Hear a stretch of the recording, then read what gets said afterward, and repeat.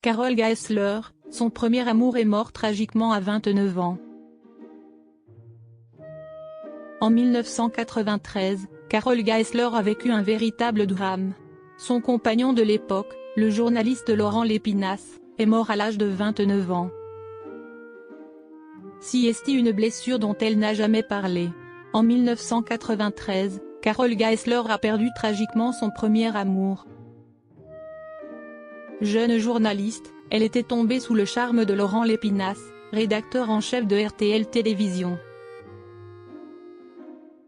Mais à seulement 29 ans, le jeune homme a trouvé la mort dans un terrible accident de la route. Alors qu'il roulait sur l'autoroute A4, près de Verdun, son véhicule a été heurté de plein fouet par un poids lourd qui circulait en sens inverse. Le compagnon de Carole Geisler est décédé sur le coup. À l'époque, dans JT de France 3 Lorraine, on rendait notamment hommage à un journaliste unanimement respecté par ses confrères et reconnu pour sa gentillesse.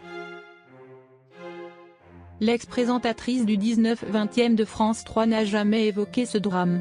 Il lui aura fallu plusieurs années pour rencontrer l'homme de sa vie, Franck.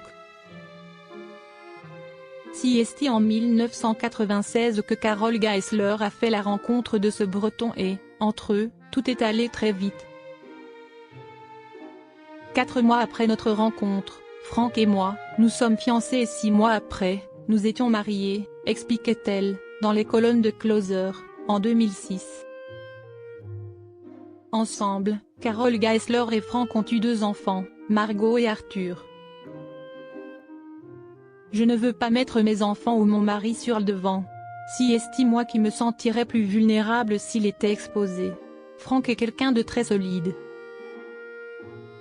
Il n'est pas du milieu, il a un regard très lucide. J'ai besoin de cet équilibre-là. Ma priorité, siesti ma famille, confiait-elle à Paris Match. Par amour, la journaliste a même tout plaqué il y a quelques années pour s'envoler vivre en Australie. Siesti la Ouest d'ailleurs n'est l'une de leurs passions communes, le vin. Carole Geisler, son autre vie loin du journalisme. Siesti en Australie où je faisais un break au début des années 2000, que j'ai commencé à m'intéresser au vin et aux différentes façons de le faire. J'étais avec mon mari qui, lui, était déjà un grand amateur, expliquait Carole Geisler à la Revue du Vin de France. Avec son mari, qui aide des patrons de PME à se vendre ou à grandir, elle a d'ailleurs acheté un vignoble dans le Luberon. Mon époux rêvait de faire son propre vin depuis des années. Ensemble, nous avions envie d'un bout de terre et d'un ancrage pour nos 2 enfants, ajoutait la journaliste à la revue spécialisée. Nous avons visité plusieurs endroits et, en 2018, nous avons eu un énorme coup de cœur pour cette ruine entourée de vignes et d'oliviers.